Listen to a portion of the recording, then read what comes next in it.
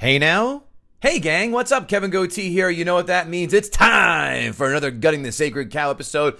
This week we've got Vinnie Potestivo coming on to do Jim Carrey's first serious acting role film, and that of course being The Truman Show. And Jay Black, you remember him, right? From the American Beauty episode, sitting shotgun with me. Before we get to it, do not forget, we would really appreciate if you left us that 5-star rating, 2 or 3 sentence review on iTunes, on Google, on iHeart, whatever your platform is. That would be a big help. We also would love if you followed us on Instagram at Gutting the Sacred Cow Podcast.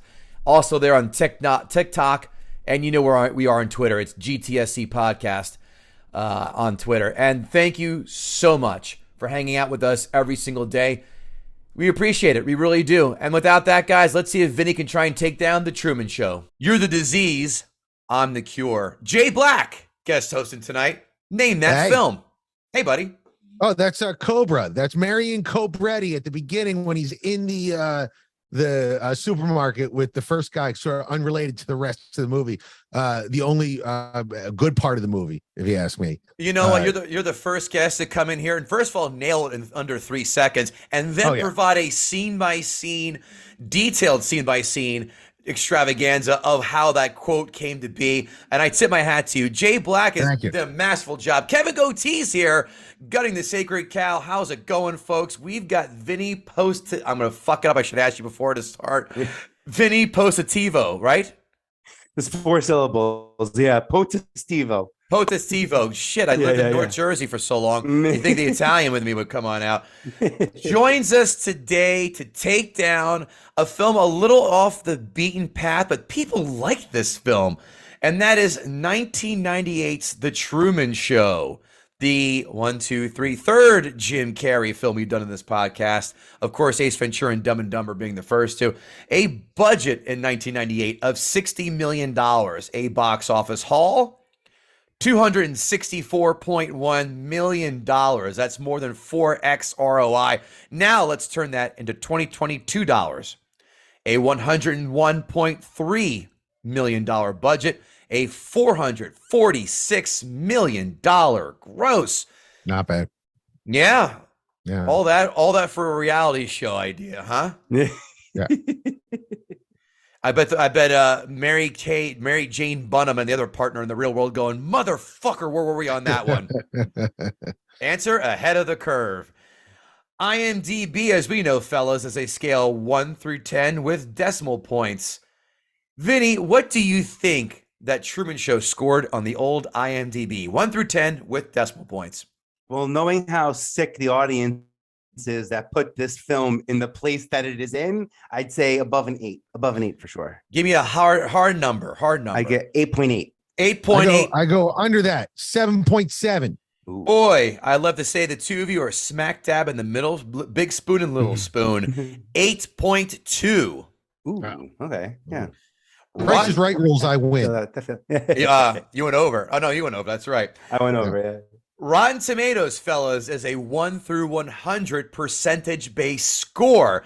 Jay Black, what did the critics give The Truman Show? I remember this being mixed because this is when Jim Carrey was like going through his I'm going to be serious now phase, and this was like a transition movie for him. So I'm going to go 72%. Vinnie Postestivo, what do you have? I think somewhere in the 70s, mostly because at this point, reality TV as a category hadn't even appeared in the Emmys, so it really wasn't something that was acclaimed as an art form yet. And this movie certainly snubs what my entire career became in reality TV.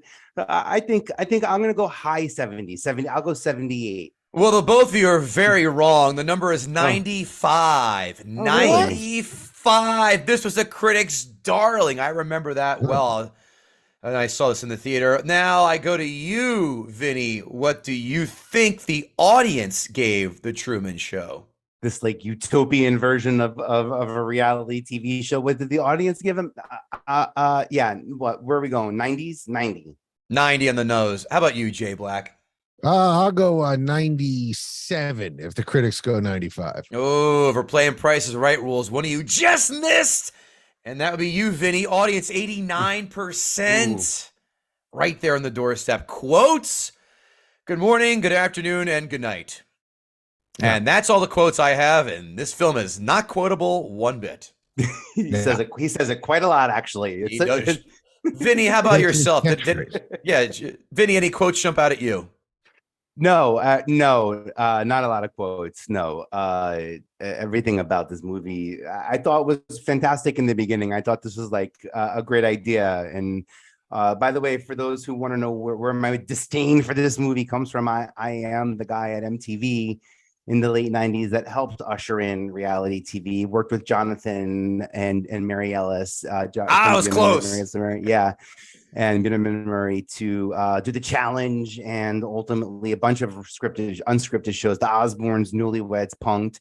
Vinny, is probably let me the one closest to this. Let me interrupt you. What did Puck smell like? Everything. Let me guess. Let me guess. I'm gonna guess it's got to be a bus station bathroom floor. Oh, yeah. just like and remember back then you can go out and like you would smell like cigarette smoke, even if you weren't smoking. It just like it reeked through the denim and like you couldn't get it out. No, it makes me itchy thinking about. I want to ask my assumption, funny. Of course, would be Jesse Camp must have smelled like broken dreams and sour milk. Yo, that's so funny. That is how I started at MTV. And I used to be like Jesse Camp's talent coordinator, and like halfway through a meeting, he would pull out yeah, right. I mean, the guy was brilliant. He created this brilliant character that this was if you want to win a be a DJ winner, Jesse Camp. Yeah, want to be a VJ. He had the big hair. Yeah, he had this persona that he had created, which was like this big hair, skinny, kind of like dude, totally tubular and far out there. They're like Pauly Shore after a head injury. Yeah. I think he stole Lane Staley's look and act without the talent. Yeah, but you know what? The MTV audience responded to him tremendously. Yeah, I changed the channel. All I want to see is I want to see Duff, Tabitha Soren, and Selena Altschul. Thank you. That's it. Those are my ladies. I like them. Hey Jay, any quotes jump out at you? No, the only I don't know if this counts as a quote. The naming of what's his name? Ed. I can't think of his last name. The Christoph character. Ed Harris. Ed Harris. Okay, I knew it was something in there. The fact that his name is Christoph, which I just need to say this to writers out there. Maybe not be on the nose so much with your naming schemes. I mean, the only way that could have been like more obvious is his name was like God McJesus. Like just Christoph is just a little much. So I don't know if that counts as a quote, but when he's introduced as Christoph, it's hard not like my eyes rolled so hard I almost popped a blood vessel. So that's the only one that stands out for me. Would you believe I have notes on that? The Christoph? Oh yeah. I thought about that for a month. We'll get there. 5 fun facts. The Trumania bit, where Truman draws on the mirror with soap and acts strange, was completely improvised by Jim Carrey. In another take, he drew long curly hair and a dress. Oh. Oh, interesting. And another take, he dresses Venus de Milo and clapped around. No, I just, And another one, he became Andy Kaufman and wouldn't stop. Right. It's an interesting fact in a world that is so separate from everything else. There he was still questioning his own gender, and they cut it out in the late 90s. It sounds just about right for movies. Number 2, people on the set were forbidden from uttering phrases from Jim Carrey's past silly, in quotes, movies. This sounds like a shitty set to work on, doesn't it, fellas? Because if you can't yell action through your ass cheeks, what joy is there in the world? Well, I brought up the Andy Kaufman thing because there's that documentary. I don't know if you've seen the documentary about he stayed in character the entire time when he was shooting Man on the Moon, and this is right before Man on the Moon, right? Man on the Moon was 90, 2000, 2001, somewhere there. Yep. So this is like just as he's doing that transition. And, I don't know what it is about comics. Well, actually, I do. I'm a comedian. If I ever got that monumental level of success, I would definitely turn into an insufferable asshole. But the fact that this guy got there based on those catchphrases, you hear this all the time, like with Ellen, right? And Jim Carrey and these people that they hit success for being funny and being affable. And the first thing they do when they get success is like, I'm not being funny or affable anymore. Leave me alone. I just don't get it. It just let people say, the catchphrases. That's how you got there. It was only 5 years ago, shithead. Just be okay with it. Right. I mean, at least he did come back to being funny for me, myself, and Irene, and then took a long, long, long vacation from funny. Yeah. He said, I'm going to be serious Jim Carrey. I get you. I guess you only have a shelf life of a couple of years as like a top-notch comedian. I think Will Ferrell kind of proves this, right? No one was a bigger star than him. And then he kind of disappeared and every attempt to come back has not worked. So maybe you have to transition, but you don't have to transition into an asshole. That's all. Right? PSA, the more you know. Number 3. When Gene Siskel and Robert Ebert reviewed the movie At the Movies, they not only gave the film 2 thumbs up, but they also gave an on-air apology, to Jim Carrey for saying that he would never have a career when they panned Ace Ventura. And to that I say, eat my dick, Gene Siskel and Roger Ebert, because Ace Ventura and Dumb and Dumber are fucking hilarious still. And a lot of people don't know this. At the end of that review, they French kissed for 2 songs. And they slowed it. And then the deleted scenes, they slow dance wearing sailor outfits. Oh wait, that was Philadelphia. I'm sorry. Philadelphia, yeah. Okay, just got my movies mixed up. That's all. A scene number 4 in the original script depicts a staged rape witnessed by Truman, who doesn't go to help the actress about to be violated and just moves on. When he's gone, the actors and actresses return to normal and express how he didn't try to help or even do anything about that, or as everyone else calls that, an average day in New York City. Yeah. Wait, was that was shot or that was written? In the scene in the script, so it was written. Oh, it was written. Okay. Yes. Yeah, I'm glad that someone in the production crew said, not a good idea. You probably won't get into the movie. Listen, there's only one rape allowed, and that was using the accused, and that's it, guys. We're not good for another 25 years. Number 5. Now, drop your cocks and grab your socks. This one made me just jump for joy and go, oh, too bad it didn't work out. Do you want to take a guess on who was originally cast as Kristoff, but walked off set after his first day? I'll give you a hint. Had a renaissance in the mid-90s. And kind of was up there, big in the 70s, huge in the 70s. I'm going to say Gene Hackman. Okay. Vinny, got a guess? Say Christopher Walken? Dennis Hopper. Close, fellas. Oh.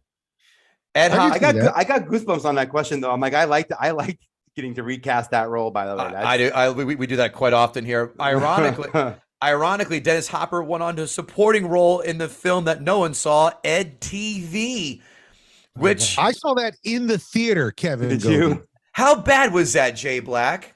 It wasn't terrible, actually. I think at the time, I had a very contrarian point of view at the time. I was the guy that walked out of Last Action Hero a week you after. Son of a bitch! Park. I love that. I walked out of seeing the whole movie, and I said, "Oh, that was much better than Jurassic Park." Oh, like in my head, they were competing. So I'm a Deep Impact, not an Armageddon guy. So if there's a poorer choice in any movies that are competing, I usually go with the poor choice. I liked Ed TV. I think at the time I said Ed TV better than Truman Show. I never saw Ed TV, so I don't feel like wasting an hour and 45. So I'll defer to your judgment on this one. Yeah. Speaking of Ellen DeGeneres, she's in that. Oh, I didn't know we were speaking of Ellen DeGeneres, but okay. Nice. Well, we're talking about comedians. Oh, that's right. You're correct. You're correct. Ed Harris, did he walk off set because he could not huff nitrous while barking out camera directions? Yeah, and there was no severed ears in the movie. He was like, done, I'm out. See?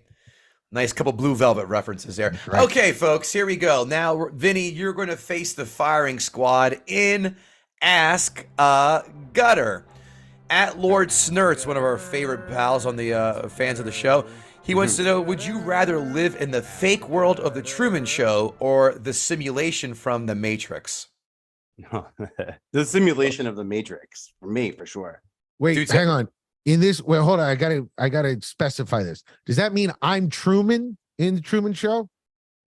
Oh, does that mean I'm Christoph in the Truman Show? Yeah. Well, like you say, I get to live in that world. Am I just an extra or am I Truman? Because that'll color my response. That's a vague question. I'll allow artist discretion. All right, if I'm Truman, done. I am 100% living in a world that's always sunny, and I am the center of it. I already think that. Why not just have it played out for real? 1,000,000% Truman. It's a dumb question. It's an easy answer. See, I think the Matrix would be more fun because there's no problem. You can do whatever the hell you want, in and out. There's no bullshit. And I can dodge bullets, or I can have sex with a woman in the red dress. You think you're so in this, you're Neo? Why not? Well, because they didn't say that. If I'm a Neo, I can create my own simulation. Right. I'm just thinking that, the Matrix is all green and gross when you're inside the Matrix. It's all late 90s. Everybody's wearing a suit and they're just drudging along to jobs that don't matter. In the Truman Show, I'm an insurance adjuster, but I could literally do whatever I wanted and people would be like, oh, that's cool. Yeah, but the music is way better in the Matrix. Right, in the Matrix, yeah, I have that soundtrack. It's banging.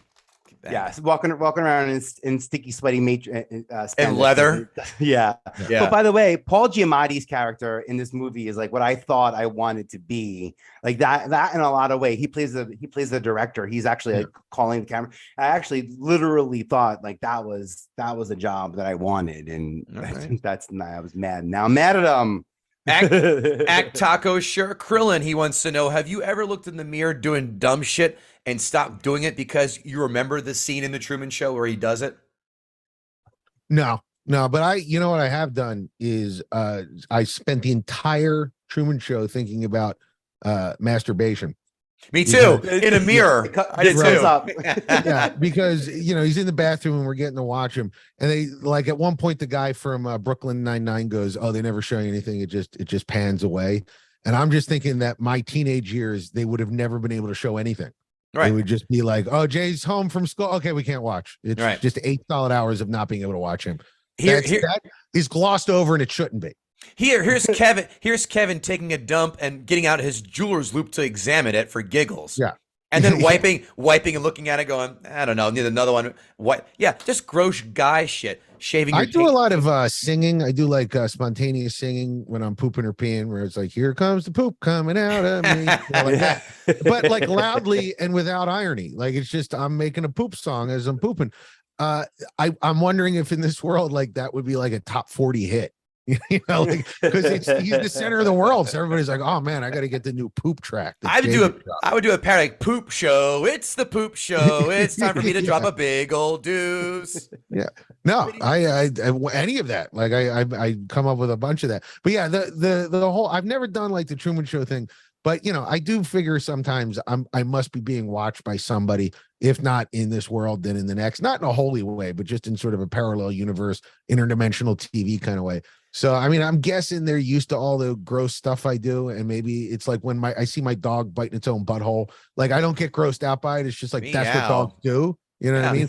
So like when they see me, maybe they're just like, "Oh, that's just what Jay does." Right? Like, it's not gross. It's just what he is. I have a moment of self-conscious when I walk around a hotel room and go, wait a minute, they've seen way worse me do way worse shit in hotel rooms than me. Cock flapping, pressing against the window on the 59th floor of the Cosmopolitan building like I did last week in Vegas. I mean, if I were to do that. I saw the video. Vinny, what about yourself? Did you say you had anything that you cut short because you were afraid? No, I said nothing about cock flapping in Vegas last week. Oh. What are you talking about? Didn't have to. Again. By the way, about the masturbation, I worked on a show on MTV called Damage Control, and the premise was the parents, quote unquote, go away for the weekend, and the kid is left at home, and then crazy thing happens, like Hulk Hogan's tour bus breaks down, Hulk knocks on the guy's door and invites crazy, silly things. But we would have to stop down for 15 to 20 minutes every single time the parents left the house. Hey, I have I'm sorry. Go ahead. No, continue. Because the masturbation. Yeah, literally. Hey, Vinny, since you worked at MTV and worked on a lot of shows, I have a question. Are you the asshole that I have to go beat over the head for Rob Dyrdek's ridiculousness being shown 23 hours out of the day? Yo, that is brilliant that you bring that up. Thank you. One, no, I cast the other two old guys on the network, Nick Cannon and TJ Lavin, which is like my claim to fame now, and I love that. Two, when Rob actually piloted his show, MTV often will take the same idea and do it two ways. So I did Hassan Minaj's pilot, which didn't get picked up, and then Rob's did, and then that took over the network. So didn't it ever? It was I had nothing Gremlins. to do with that. I had nothing to do with Jersey Shore.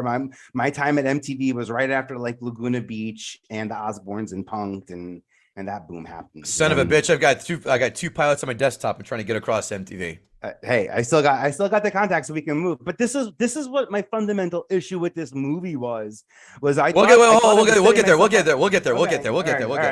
there. I'm ready. Let me go next to Ask a Gutter. We're having a ball here, though. This more. All right. More is right. At Zyphos wants to know, outstanding. Somebody is taking an axe to the crappy Truman Show. Take it down, brother, with the Hulk Hogan gif. Oh, really? At Brandon Oglesby, Newark Knight, he wants to know, does the Truman Show foreshadow our world's obsession with social media and reality TV, or does another movie do it better? I gotta be honest, the last 2 seconds of the Truman Show is the entire message of the whole movie, and it's a whole commentary on us as audience spectators and the way we create and break down people. Okay. Yeah. Well, and I do think that the brilliance of the script is that the Truman Show is boring as shit. Like this guy. Way to bury the lead there, Jay. Yeah. Well, no, this guy's life is completely boring. There's nothing that happens in his life, right? So, but that foreshadows a lot of what social media and everything else has become, in that like very rarely is anybody posting anything of note, right? Everybody posts ordinary and everybody watches ordinary. And when I first watched the movie, I was like, nobody would be interested in any of this. No one would care if some guy's wife left them. Who cares? Now, if anybody I followed on Twitter, if their wife left them, like I'd tell my own wife, like, listen, I can't be with you tonight. I got to see what happens on Twitter with this guy. You know what I mean? So like, I do think it foreshadows our obsession with the mundane, and a lot of other places, I think. And, not that Vinny, like MTV, there was a lot of manufactured drama at that era of MTV, like Laguna Beach. I mean, they had over the shoulder shots. It wasn't like fly on the wall kind of stuff. It was manufactured drama. I do think that the fly on the wall stuff is the stuff that people really care about. And the Truman Show at least figured that out. Yeah. I mean, if you could never live tweeted a breakup, I have, it's fun. You haven't lived. You? Yeah, it's fun. It really is. Could you send me the link? I'll read it right now. It's years and years ago. I forgot when, but yeah, it was on a train and it was just going through the shit and it was golden. It was content. It was at least 5 years ago. It's probably fucking buried somewhere on Facebook. Okay, last question for you, Vinny. Big Nick J. Is the Truman Show a comedy or a drama?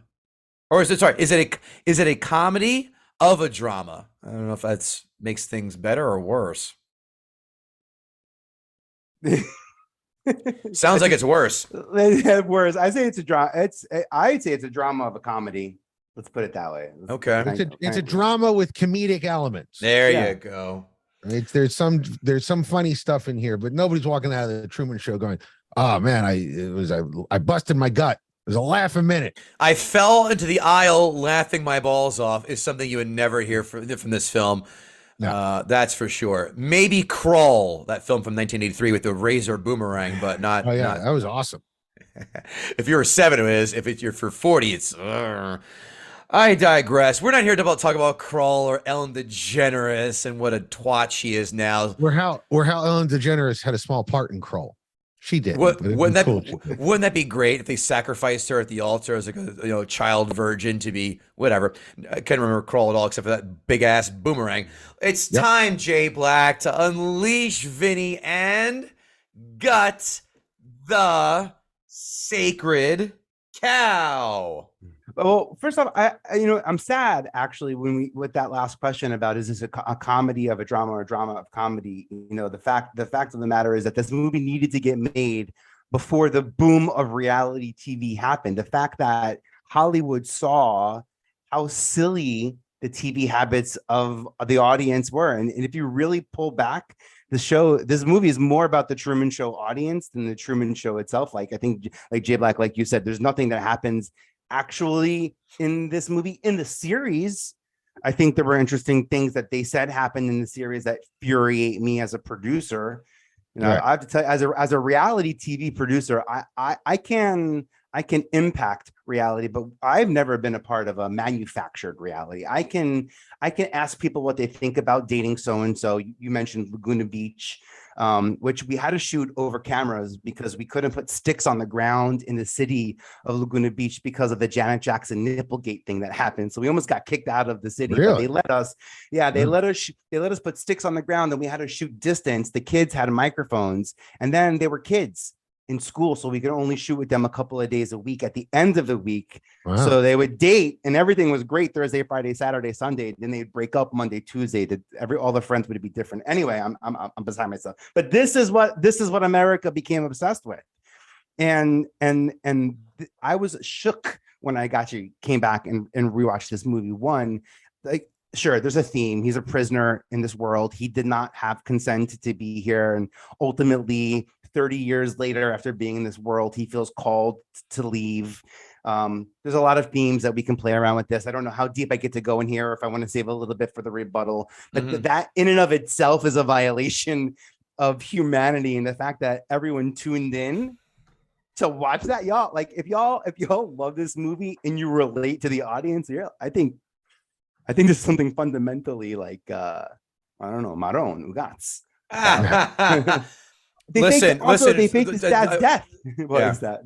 No, I was going to say your Yiddish is perfect. That's they faked his dad's death. You know, they this is they like, as if reality, as if a boy figuring out shit on his own, and for some reason, as a 30-year-old, he didn't figure out everything. Because I didn't know that they wrote. That's interesting to think of, that they wrote a scene about, like what you said, they wrote that scene about and it getting cut out, because I'm curious about his perception of sex and his understanding of that, just in and of itself, and its relation. It's obviously what drove him out of the Truman Show, right? Was his lust for this other character, his love and physical well-being for this other character, to want to physically be with someone else outside of this world. But it wasn't something he was taught. In fact, it was a lot that was taken from him. It's a very, very confusing, just in terms of messaging and misanthropes. If I could just take a moment to mention the magazine subplot, having lived through the last 10 years of 4chan,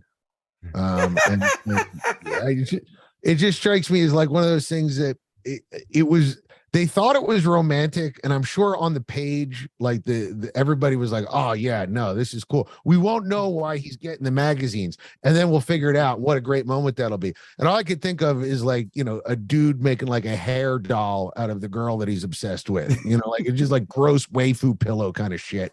So yeah, that creeped me out. And that was like, I would have liked to delve into that. Like, honestly, if this were my movie, it would stop at that moment with the magazine, and then it'd be 5 hours of interviews with people watching the show going, what the hell is this shit? But yeah, that was a moment that took me out of it. It's funny now. I wish they would have done those on the flies. I wish they would have had those sort of like OTF moments with, I guess actually he didn't know the cameras were around, so we didn't have the opportunity to really know what was in his head. We could only see what his actions were. Right. All right. Go ahead, Vinny. What else do you got? And annoyingly, he, it's funny that this movie comes out in the point of his career where this is like a serious film for him. He's kind of brilliantly cast in this. He's inherently funny. He's inherently quirky. So the character himself doesn't need to be the quote, good evening, good morning, good afternoon, good evening. It's not funny. But just the fact that you have him saying it, who's slightly quirky and slightly funny, makes it just that much more not funny. Yeah. I think it was because everyone who's seen all of his films now, I mean, I guess obviously Ace Ventura, Dumb and Dumber, and Batman Forever, they were looking for a Jim Carrey catchphrase. And I'll be goddamn if that writer said, you know what, we can't have this audience leave without a Jim Carrey catchphrase. And that, my friends, was it. Oh, and Cable Guy was out after that, before that, excuse me. So you got catchphrases, and that was the 90s. Catchphrases, and that had to have a catchphrase. And As vanilla and boring as that was, well, shit, kids. There's your catchphrase. That's what people remember. Hey, Vinny, can I ask you a question as a producer? Yeah. If in the late '90s, if I was sitting there with the MTV execs and I was like, I want to do a reality show. Here's what I'm going to need. I'm going to need 50,000 acres of land that I dome. Okay, and I'm going to need a lighting for all of that. I need lighting so I can make the sun as bright as the sun in this 50,000 acre dome. I'm going to need an ocean in this 50,000 acre dome. Oh, and also a forest on one side. And then we're going to need 5,000 cameras. But don't worry. Yeah. Product placement is going to pay for all of it. Yeah. Would I be escorted out or would I just be pushed through a window? Like Axel Foley in Beverly Hills Cop. Yeah. Wait, this is me putting my MTV hat on because I'm the guy who wants to make it work. This is what I would say to you. Well, if you could book like 9 music artists and make it a show, we could call it Woodstock. And that's exactly what ended up happening. Right. So like, I mean, if you hey guys, remember Woodstock 99? What about that? Put in a dome. That's it. Isn't that literally what we're talking about here? Which is like you just literally described Woodstock. Then we could put that rape scene right back in the script then, right, fellas? Yeah. You wouldn't have to put it back in. It would write itself. Oh yeah, improv. Yeah, but by the way, Woodstock 99 was a disaster. Everybody involved should have been gone to jail. But the dome thing, it drives me nuts because I always think about the practicality of something like that because there were builders at some point that were like, what are you working on? Oh, I'm building a 50,000 acre dome. We're going to kidnap a kid. We're going to put him into a fake world and we're going to film him for 30 years. And then after that, I got a roofing gig, and don't worry, we'll have the Super Bowl take place there once every 5 years just to justify the expense, and a Rolling Stone residency tour of 2 weeks as well, again to help pick up some of the expenses. How's Coco paying for that? Because she was like, "Oh, this delicious new Coco." What's the advertising to pay that off? It's like $18 million a mention. I have to be honest. In 2004, we did a show called Band in a Bubble that Dr. Pepper paid for. And I think it was Cartel. It was going to be Good Charlotte, but I ended up booking Cartel to live in a bubble on Pier 17 here in New York and finish their album. So it's been, but a bubble, but nothing. And what annoyed me most about that smooth dome, because it looked, like at the end scene, you kind of see him walking up the steps, and it's a very, very cinematic scene, and you kind of can start to see the shadows of stairs, so you can start to understand that this smooth surface isn't as perfect. But the whole movie starts with a camera falling in the street. But no, it's a light. A light. Yeah. They say that they end up, making an excuse for it. But I'm like, how do you not see? Come on, Maron, you don't see the lights up there. I love Laura Linney in this. It was cool to go back and watch Laura Linney as like, a psychotic wife.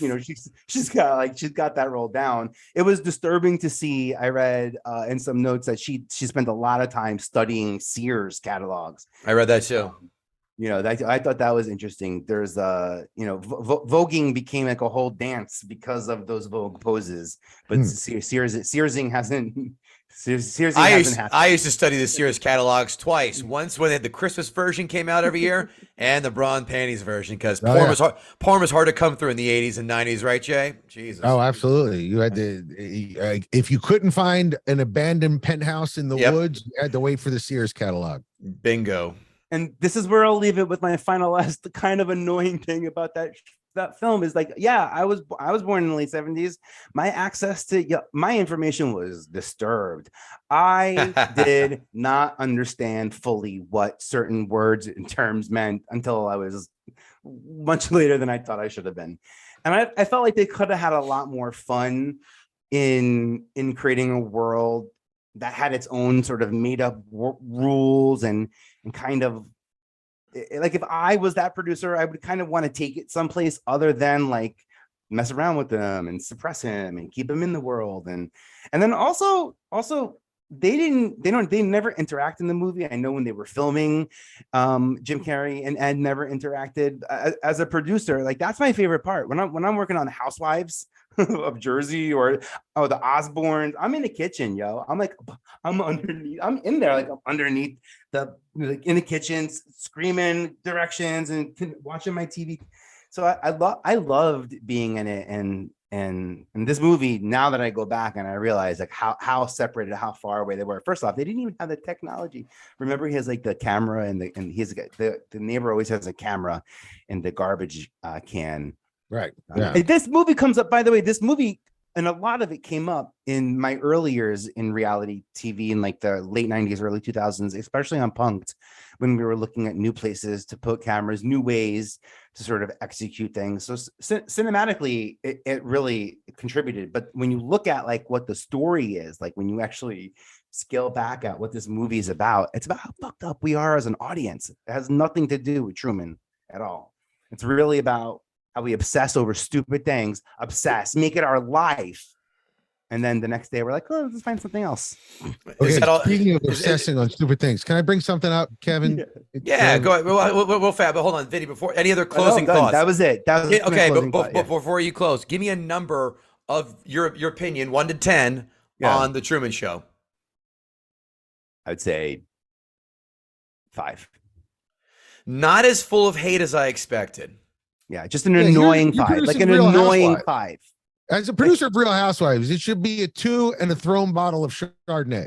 Okay, flip the table, and I'm gonna go 5 because 5 is just such an annoying. 5 is okay. It's so annoying. It's not good. It's not bad. It's not. And this movie could have done something. It could have gone in places that it didn't go. Instead, it kind of went, in my opinion, in a place where it was like low hanging fruit, and it felt like it could have said something deeper in a more riveting way, and it didn't. Yeah, don't forget a handful of hair extensions. That's something else too that needs to be part of it. Jay, why don't you take up the second spot here in your notes? So fire away, sir. Well, just a couple of questions.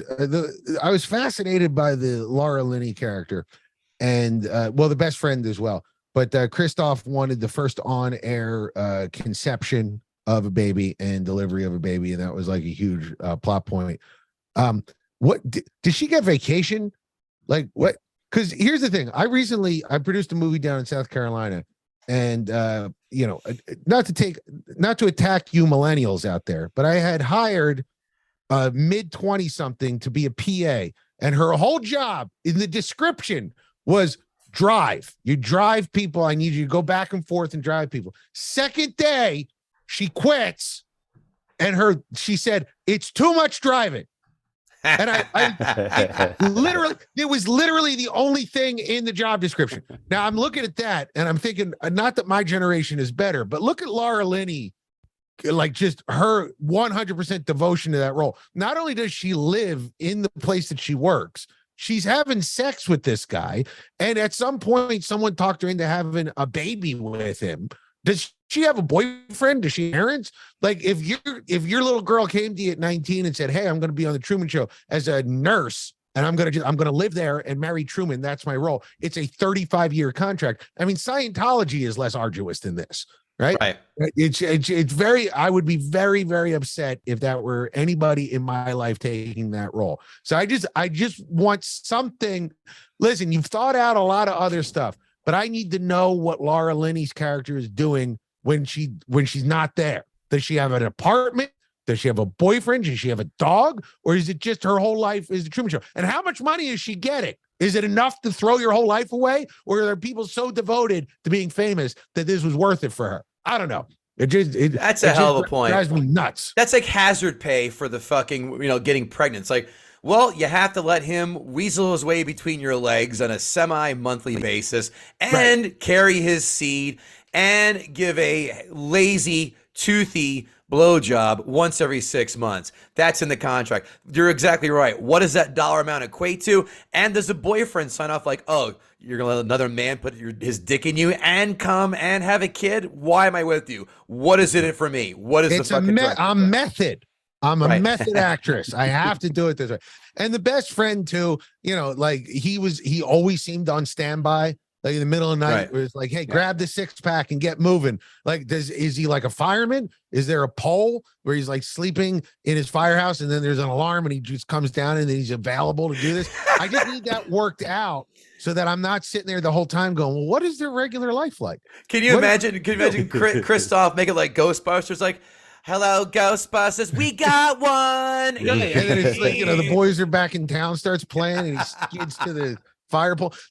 This is the stuff that, the greater conceptual stuff, I'm an old sci-fi fan, so I'm cool with like, okay, let's extend the metaphor out and let's talk about real life via this weird concept and we'll talk about that when it's defending the movie time.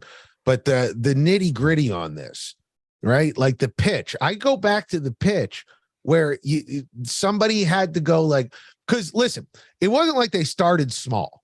It wasn't like the Truman Show started as like a 13 episode pickup, right? Like, and we'll go 22 if it does well. It started as the first thing we have to do is build a dome. That's going to take probably about 40 years to build. We're going to need to set up all these lights. We're going to need to set up a bridge. Like, why have a bridge? Why not just tell Truman you live in a town that has no roads and you live on an island and it's post-apocalyptic. There's no airplanes, so you can't get off. Like all this psychological torment that they had to put him through. So all of that made no sense to me. But just the pitch, who are you pitching? Is it HBO 4? It's like, oh, we have the West Coast feed. Nobody's watching it. Maybe we should build a dome and put a baby in it and manipulate him for 30 years. I just like all of that needs to be explained to me so that I can just stop.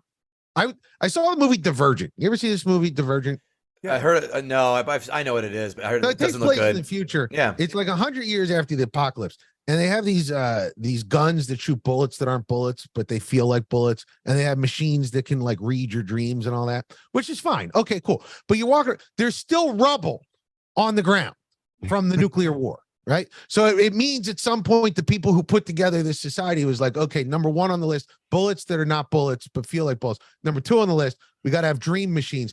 And way down at number 455 fucking thousand is clean up the rubble from the war. Right. The day to day needs to be taken care of. And I know Hollywood, especially Hollywood in the 90s, doesn't care about that. But I do. And if this were a Netflix series, the first 50 episodes have to be answering those questions for me. Thank you. Wow. And those are your notes. That's just one of my notes. Oh boy, we don't have time for a diatribe, another like that. By the way, the sick thing is that if this was reality, then I bet Laura Linney's character in reality would probably be married to Christoph. That's probably who she goes home to. Wow, that's some Larry Flint stuff. Some weird, some weird, yeah. Oh yeah, he's like Burt Reynolds in Boogie Nights. He's like nothing. It doesn't work down there. Get in there. Just change the magazine. Just go. Just go. Cue the moon. Cue the moon. That's funny. Jay, what else do you have? Anything else? No, so I mean, on the negative, that's what I have. When do we do positive? I forget the format. You can weave in and out, my friend. Okay, so on the whole, I tried to watch this with an eye towards hating it, because that's the whole point of the thing. But I couldn't. I liked it, and with part of I liked it. I liked the filmmaking craft.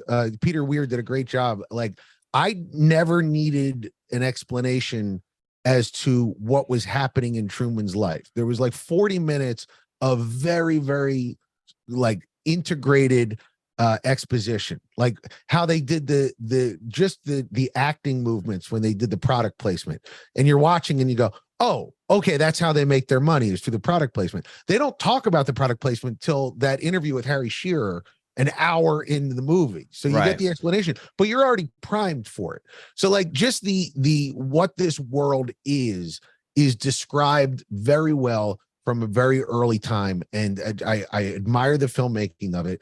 And the final statement that Christoph makes is one that I agree with. It's the same thing. I was 100% with Joey Pants in The Matrix. Put me the fuck back in The Matrix and let me eat steak. Right. So when Christoph is saying, hey, it's no different out there. Right. It's the same, except in here you're safe. 100% true. At that point, if that were Jay, if they were the Jay Black show, I'd be like, hey, you know what? You're right. And I cartwheel back to safety because I don't want to go out The real world is not the real world. Nothing is real. It's all perception. So if Christoph is going to create this reality that is bright and sunny, and my disposition is such that 500 million people watch me jerk off, then I'm going back to that rather than go out into whatever the real world is and live a life that is not protected, but is just as meaningless. So I dug that. I love the message. Next on NPR's podcast series, Jay Black waxes poetic. That's the thing is like it's an existential movie. It's what is the point of life, right? This guy's life is meaningless. They put him in the most meaningless job.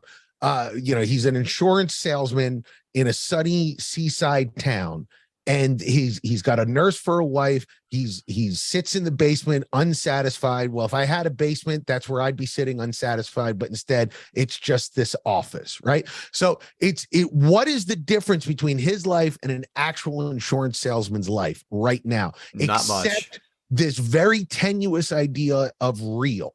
Right. It is what is the real world? What is the made up world? And a whole bunch of cyberpunk shitheads in 1999 were like, I want to know the real world. There is no real world. Eat your steak, shut up, go back to the Matrix. So I love that sort of message. And I think it's a message that isn't for as explicit as everything else is in the movie. It's a message that I think sits with you for a long time. That sort of very quiet, caring Christoph speaking as God. And saying there is no real world out there. It's just stay here with me and I'll protect you. I think that sits with you. And I think that all of the other problems that I have with the movie sort of melt away when a message like that can be put out there for regular audience members and not freshman philosophy majors getting high. It was nice to watch. It's like a universe in your fingernail. That's right. Dennis Miller did that. That's a Dennis Miller bit from the Off-White album. Yeah, very good. Jay, give me number 1 to 10. I'll give it a 8. Whoa! Yeah, I liked it. You really liked it. That's bold. And it was shocking to me how little happened, but I was riveted. Right. And that's talent. I don't know if I would revisit it with the same, intensity that I revisit other movies that I would give an 8. But the fact that I could sit for an hour and just sort of watch him slowly put together everything that was happening. That's good. Good job, Peter Weir. I forget what else you did, but if you're listening, nice work. These notes brought to you by guttingthesacredcow.com. And of course, if you want to advertise with us, like Meet Cute Box, guttingthesacredcow@gmail.com. If you want to say hello as well, more than welcome to. And of course, give us that 5-star rating, 2 or 3 sentence review on your podcast platform of choice. Notes. 2 minutes in and not an alrighty then or a diarrhea scene. Well, fuck this film. You can tell this is a reality show in the 90s because other than the black family he says good morning to, not a brown face, gay face, trans face to be seen. Certain people who watch movies or shows with checklists are going to have their head rocket right off their shoulders after watching this film. Yeah. If at any point I go down on my luck, I'll turn tricks in the Port Authority before I become an insurance salesman. Yeah. Jim Carrey, there are a lot of tips here. I thought, as you would know if you listen to this podcast, I love to yell out, that doesn't happen. Jim Carrey should have known something was up when he runs into a sea of runners that have yellow headphones on with antennas sticking up from them like it's 1982. Yeah. Dead giveaway. They were on their way to for an ET house. Right? I thought I was gonna make an ET joke. I said that's too obvious. Yeah. Well done, sir. What was next? Wearing kangaroos with the zipper aside on the Velcro shoes? Like we're wearing all you Gen Xers out there got a good chuckle of that one. Truman's buddy was that guy in films for a good 7 years and now has seemed to disappeared. Noah Emmerich. Yeah, Noah Emmerich. Yeah, what's he been up to? I didn't do a follow-up on that. I'm sorry. And Kevin, there might be some gay undertone there. Oh, because he didn't have a girlfriend.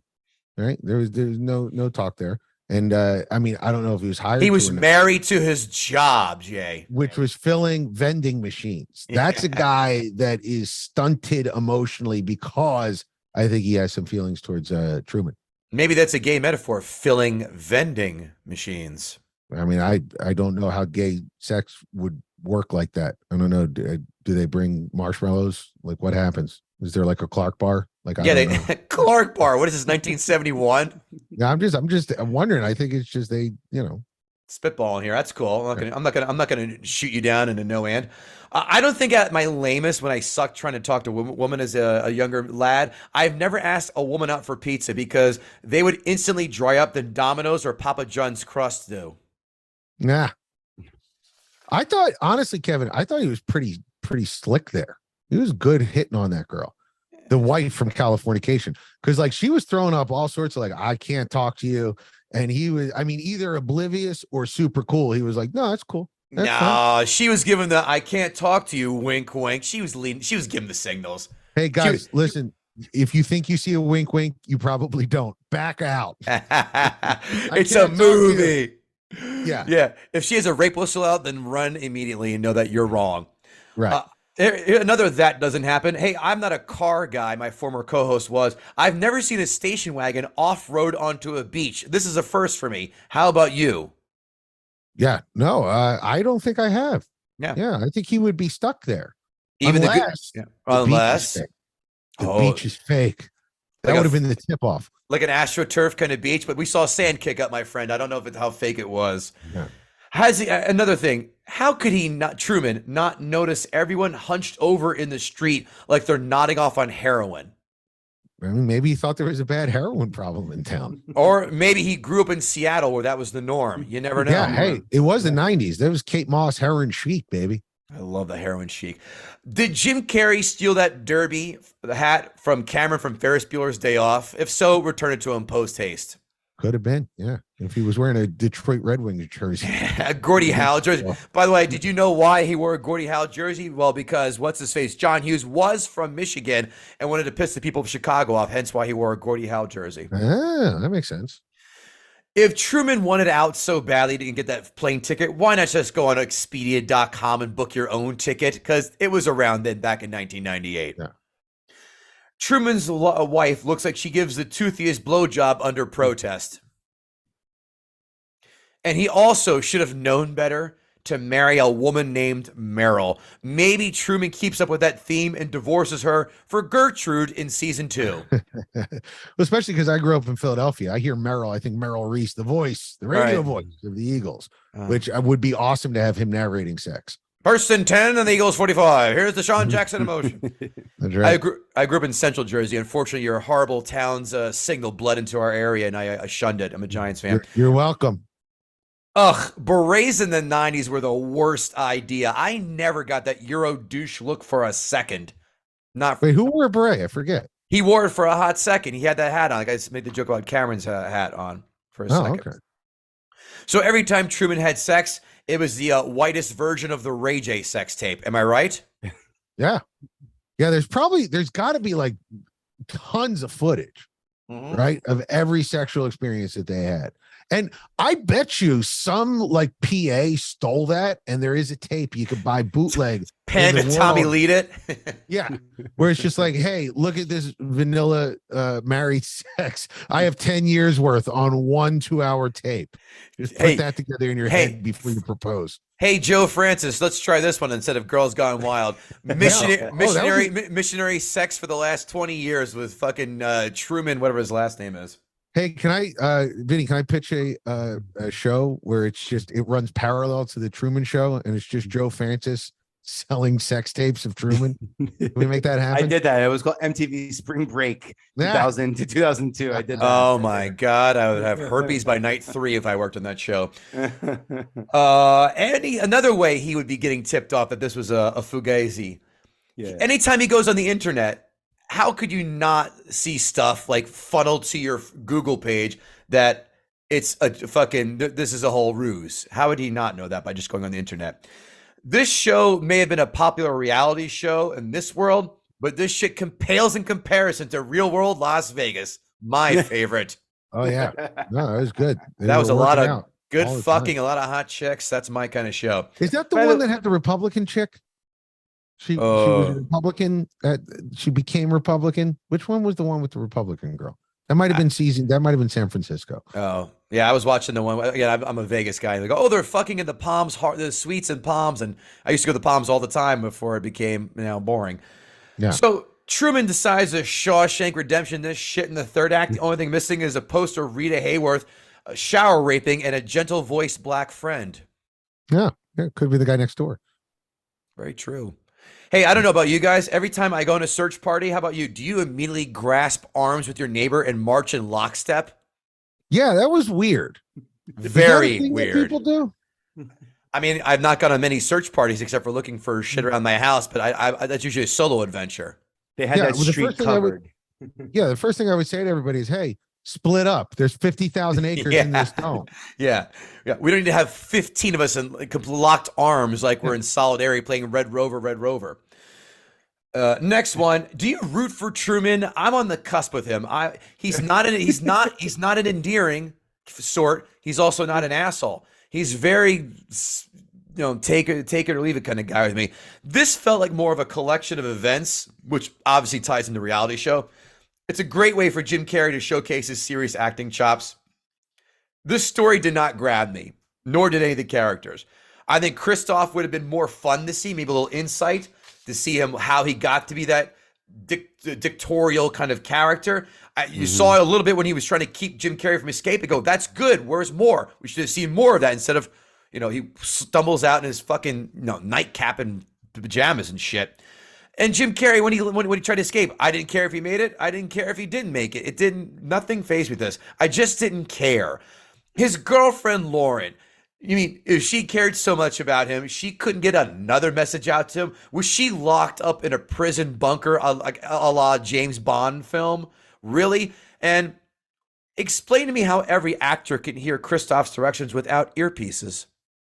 Yeah, I thought about that too. That is a very good point. Thank you. Are they using the Force to communicate? If so, you know what? I need to be a part of this. Yeah, could be. At least the agents in the Matrix had earpieces in and made it more believable. A very good point. Thank you. This film is fine. It's just fine. I'll never watch it again. I'll never own it. If I didn't take notes, I would have forgotten 2/3 of this film by now. Completely forgettable. It's some of the existential stuff, sure, but the characters are so bland and vanilla, I just didn't care. 5.5 out of 10. So what's our average? That's 18 divided by 3, so that's a 6 average. About that. Yeah. No one's going to, no, I didn't come to bury this nor sing its praises. So, and it sounds like the rest of us are in lockstep, except for you, Jay. You're a notch higher than this. Critics 5-star reviews. A black comedy of highest order. The Truman Show may have aged in some ways, but Resonance just keeps getting stronger. Okay. Who's that? I don't know. I don't give credit to the reviews. Is this like people online, or is this like no. These are the critics on the Rotten Tomatoes page. I'm going to pretend everyone is Peter Travers, Rolling Stone. Fair. Ahead of its time, The Truman Show remains one of the best scripts ever. Clever and sweet, Peter Weir's execution is near perfect. Oh, and Jim Carrey is fantastic. You know what? Good looking guy. You forget that he was such an attractive dude, Jim Carrey, because he was so his face was all contorted for the first 4 or 5 years that you knew him, and he was Fire Marshal Jim. But they did Fire Marshal Bill. Yeah, whatever. I hated that character. I'll gut that sacred cow. That's a 0 out of 0 for me. But he was, very, twisted. And then in this one, you get a couple of head-on shots where you're like, hey, yeah, that's a kissable face. Yeah, I thought he had some Colin Farrell moments. Yeah, he was a good-looking dude. He had some moves. By the way, you bring up an interesting thing that I haven't thought of, Kevin, is that the whole movie security sucks on this set. Oh yeah, security sucks. They're letting everyone in, and somehow the entire world is watching them, and you think he makes it to Fiji? Yeah. You think he gets out that building? You think he makes it past that door? Mall cops are more efficient than the security here. You try securing the border of a 50,000-foot dome. Very difficult. Yeah, right. Square footage wise, there's no way you could. The Truman Show finds a near miraculous balance of humor and feeling in the keen intelligence of the script by Andrew Niccol and the prodigal inventiveness of Dead Poets Society director Peter Weir at its very best. Oh, So Dead Poets Society. Yeah. Peter Weir's film is so cleverly conceived and brilliantly executed that it almost seems like a fresh thought. And even if it doesn't, it nevertheless forms the basis of a very witty exercise. Word soup. No. Critics, 1-star reviews. By trying too hard to be profound about the evils of television, this implausible sci-fi morality tale stretches this theme beyond the breaking point. Yeah, Peter Travers, Rolling Stone. Weir keeps things fairly entertaining and is admirable. I keep laughing at Peter Travers, and is admirably not afraid to veer more toward drama than comedy. But his film, like the world it portrays, is all surface. I having made a few movies now. It's so interesting to me, like that they spent $60 million to make this, right? And there's just a reviewer out there going, yeah. Man. $60 million, and somebody's just writing. Peter Travers at Rolling Stone is just like, yeah. Who was the guy who wrote it was on MTV for the reviews? What was his name? Chris Connolly, yeah. Oh yeah. What's he up to? Chris, he's on CBS. You guys hang out? Yeah. He's LA now, Chris Connolly. Oh, you should go see him. And what a sellout piece of shit. No, Chris Connolly. You ever hang out with Kurt Loder? MTV News. You hear it. You know, Dave Holmes speaks up a lot. Dave Holmes, you see Dave a lot in reviews. He's editor in chief, I think, of Esquire. Hey, can I get Martha Quinn's phone number? Yeah, Martha Quinn. Buddy, I'm all in on. I'm still all in on Duff. That's my gal. And Serena Altschul. Duffy. Serena Altschul's hot. I like Tabitha. By the way, my first hire, hot. my first hire on MTV was Suchin Pak, who is in that same category with the MTV News chicks forever. So yeah. Strong women over there at MTV. And Kennedy, I got to work a bit with Kennedy. Oh yeah. She was a ball of fire. Next one. Some of us may go out wishing for something meatier, edgier. No, well, that Peter Travers, man. Chris Connolly, boy, he has to expand his vocabulary and metaphors. Next one, the intimations of profundity of reality perceived, mediated, and processed are milked for heavy irony rather than larging complexity. Someone's using their English lit degree. Yeah. Fuck you. Yeah, by the way, reviewer, by the way, Peter Travers, Rolling Stone, let me explain something to you. What audience in 1998 could you spend $60 million on a movie and have it be a complex meditation? This is as complex as you can make it for a general audience. You want people to come see it. Is that you don't want it to be like a freshman you have to watch movie. Come on. I hate people who try and write like this. I'm going to prove I am quasi-intelligent, and I'm going to make it. I'm going to say nothing, which is just a bunch of large words in there for you. R/I am very smart. Shift F7, right? Shift F7. Yeah. TLDR. Amazon 5-star reviews. Best movie ever. Bye. It's so good. Please, and for $3. Come on and spend the night in and enjoy yourself. Is this a tagline for a porno or someone's mother texting us to come on over and party? Maybe both. I hope. Okay, The Truman Show, Netflix and chill. There are a lot of these, so I chose one of them. So bear with me. Police state, target individual awareness. The United States is a carbon copy of the East German Stasi secret police, also known as The Truman Show.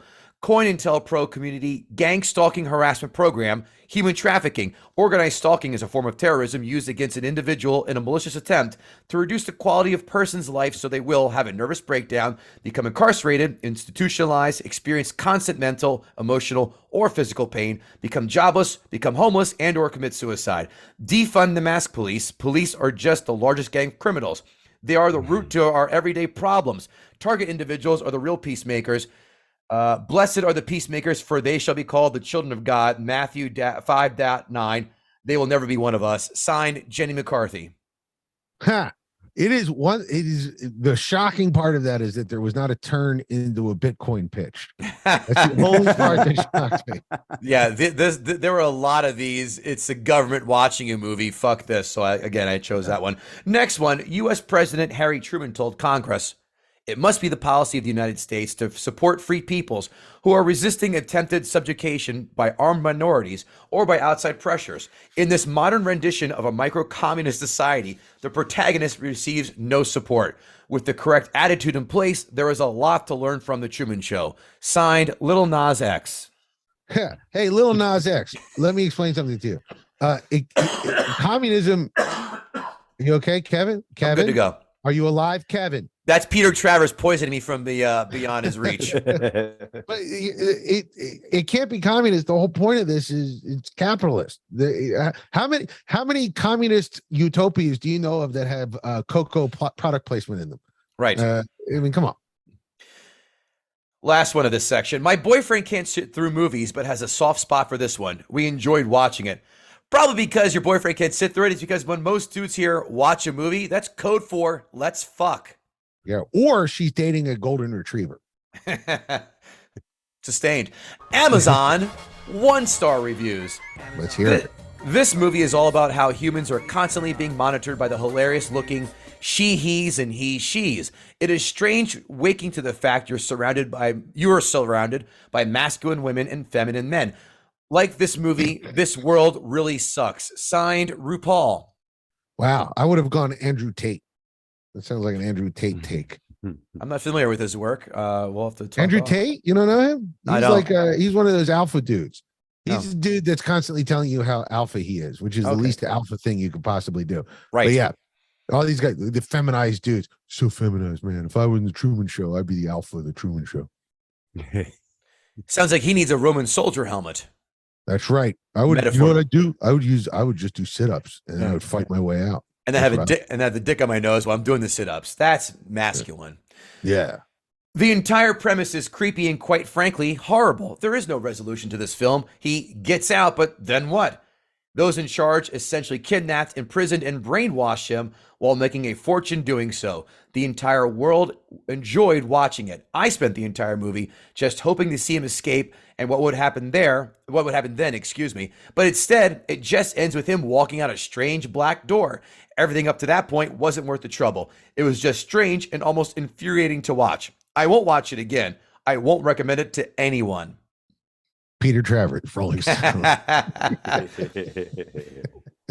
A magnificent. That's a winner you have there. A magnificent cinematographical production, great acting, funny, but not very satisfying. Perhaps this is because after all the effort that went into the film, my expectation was high. IMDb rates this 8.8, which is ultra high. I did not feel intellectually, emotionally, or spiritually satisfied from watching this movie. The film is about Hollywood's contempt for the general public. Perhaps that is what turned me off. Wow, that guy expects a lot out of a movie. Last. And also, it's like sounds like perfect inspiration for I don't know, let's create a whole genre of reality TV after this movie. Right. It sounds to me like it was like I went into this movie with herpes and I came out, I still had herpes. Yeah. 0 stars. Yeah, this movie didn't give me the Valtrex I needed, you cheap sons of bitches. Watching this movie may cause dysmorphia, it may cause anxiety, it may cause depression. And we're like, that sounds great. Hey, let's do it. In fact, let's put it in front of the kids of America on MTV and see what happens. Last one. If you go to Arizona State, you'll have to watch this for Pup 200. I wouldn't recommend it unless it was required. Hey, if you go to Arizona State, you should be too busy fucking each other's hot people instead of writing Amazon reviews, in this humble podcaster's opinion. 100% that was not written by someone who went to Arizona State because it used words. Yeah, the grammar and syntax were all in place. Yeah. Hey, Jay Black, did Vinnie Postestivo gut the sacred cow? So I forget what am I judging here? Was his reasons good? Yeah, did his argument persuade you or make you change your score? Whoa! But I will say, Vinny, it was good argument. It was just I was in my own head and it did not persuade me, but you did good work. So, I don't want to burn the bridge. He needs a pitch conduit. That's why. Vinny, I have a reality show about a guy No, I'm only joking. Yeah, right. No, so no, I still like the movie. Your points are one of the things I loved about your points is that they were from a knowledgeable point of view, and it was very interesting to hear how someone who does this for a living views something like this. But I left the movie with too much of a feeling of confrontation to the way we look at the world. And that doesn't happen often, especially with popular entertainment. And I know a lot of people didn't like that or didn't feel like there was enough of it, but it was enough for me. So I still like the movie. I like your argument, Vinny, but Jay says no to gutting the sacred cow, but that's okay. I sure enjoyed hanging out and talking with you. You make some great points as well. Vinny, why don't you tell everybody what you're up to, where we can find you, all the socials, all the good stuff that you want to shout out and promote. Yo, I appreciate that. I hang out on LinkedIn, to be really honest. The whitest, most Gen X thing we could say in this podcast. It's like he's got an album dropping on LinkedIn later on. Coming out hot. You check out my live shows. No, I like what goes on LinkedIn, mostly because I've worked with a lot of people I stay in touch with, and I like to do things. So if you've got a pitch, if you've got an idea, I'm quick to make connections. And I'm not a production company. I'm not looking to be the producer of your show, but if I think there's something that could be there that I think could help at a platform, I'm happy to make the connection.